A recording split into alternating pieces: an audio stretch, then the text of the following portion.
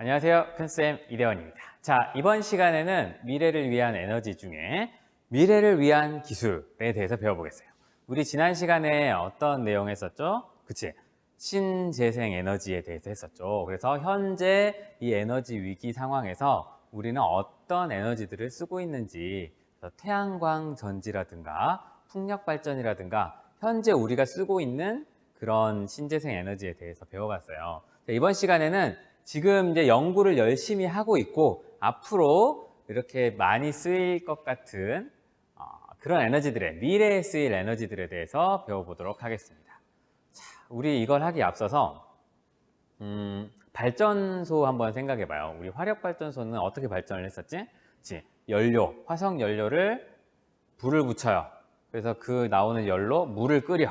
그래서 그 증기로 터빈을 돌리면 그게 자석과 코일이 돌아가서 유도 전류가 생기면서 전기가 생겨났죠. 그 단계가 굉장히 많아요. 그래서 각 단계를 거칠 때마다 에너지 손실이 일어나기 때문에 에너지 효율이 좀 낮은 편이에요.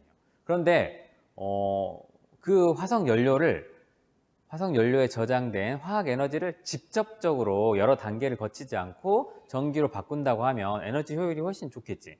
그래서 그런 방법을 이번 시간에 한번 배워보도록 하겠습니다.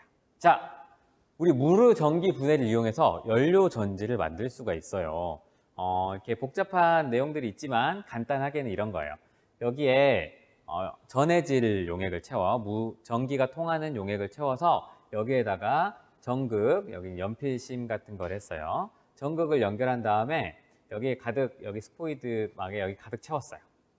그래서 전기를 흘려주면 물이 전기 분해가 됩니다. 물이 분해되면 뭐가 되죠?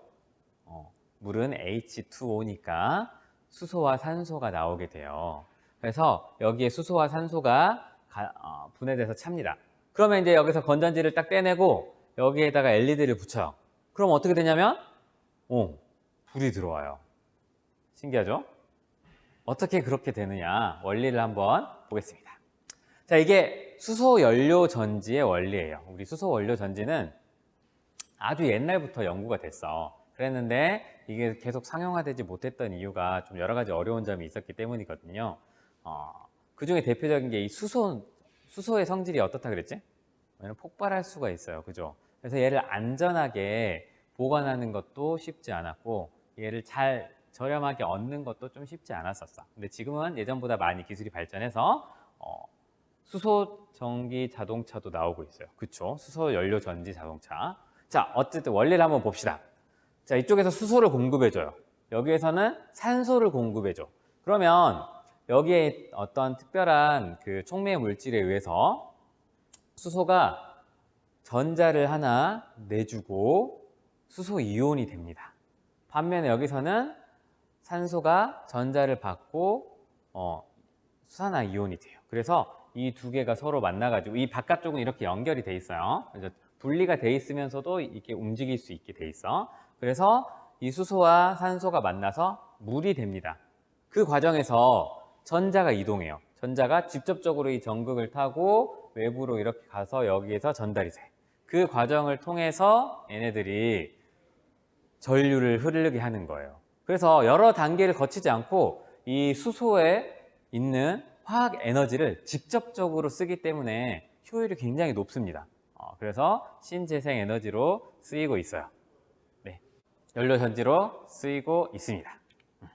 그래서 이 수소 연료 전지를 이용한 다양한 제품들이 있어요. 수소 연료 전지를 이용한 이런 비행기, 드론 이런 것도 있고 연료 전지를 이용한 버스, 자동차가 가장 대표적으로 지금 이걸 이용해서 상용화하고자 하는 것 중에 하나예요.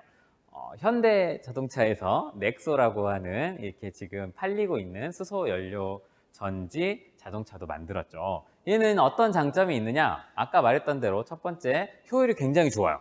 그래서 수소에 있는 에너지를 충분히 많이 이 전기 에너지로 변환해서 쓸 수 있어. 효율이 굉장히 높아요. 그리고 또 장점이 뭐냐면 배기가스가 수소하고 산소가 만나서 물을 만든다 그랬죠. 물밖에 안 나와. 이산화탄소 이런 게 안 나와요. 그래서 굉장히 깨끗한 에너지입니다. 그래서 수소를 이렇게 저렴하게 잘 얻을 수 있고 잘 저장을 할 수만 있다면 이 기술은 앞으로 큰 발전을 할 수 있을 거예요. 그래서 이렇게 수소를 충전하는 연료전지 충전소 같은 것들도 만들어지고 있어요. 우리 근처에 나주 있지, 나주. 나주에 가면 이런 수소 충전소가 있습니다. 그런 데서는 수소 연료전지 자동차 같은 거를 쓸만 하겠죠. 그래서 이게 미래의 유망한 에너지로 각광을 받고 있는 것 중에 하나고, 또 우리 저번에 배웠던 해양 에너지. 해양 에너지라고 하면 크게 바닷물에 썰물과 밀물을 이용하기도 하고 혹은 파도를 이용하기도 합니다. 그래서 이 에너지도 굉장히 움직이는데 이산화탄소를 배출하거나 그런 게 없어요. 그리고 바다는 계속 움직이니까 어떻게 보면 무한한 에너지라고도 할 수 있어. 그래서 파력 발전을 먼저 한번 볼게요. 파력 발전이라고 하는 건 뭐냐면 파도가 치면 터빈을 돌릴 수 있도록 장치를 만든 거예요.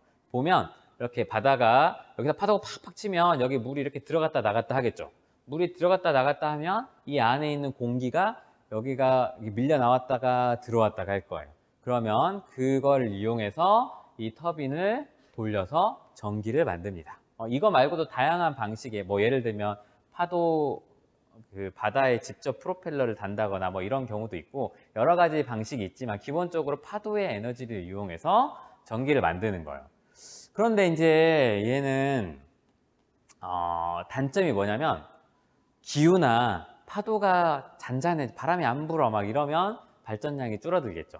이런 단점이 있을 수 있어요. 그래서 일정량 있지 않고 또 관리가 또 쉽지 않을 수 있어. 바닷물에다가 설치를 하는 거기 때문에 이거를 쉽게 가서 고장났다고 고치거나 아니면 뭐 부식을 방지한다거나 이런 것들이 조금 어려움이 있긴 하지만 그래도 굉장히 좋은 에너지원이라고 생각할 수 있어요.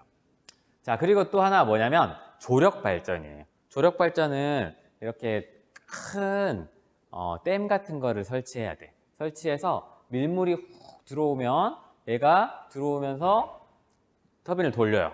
썰물때 나가면서 이렇게 물이 훅 나가고 이런 조석 간만의 차를 이용해서 발전을 하는 건데 이것도 굉장히 좋을 것 같은데 단점이 얘는 좀 심각합니다.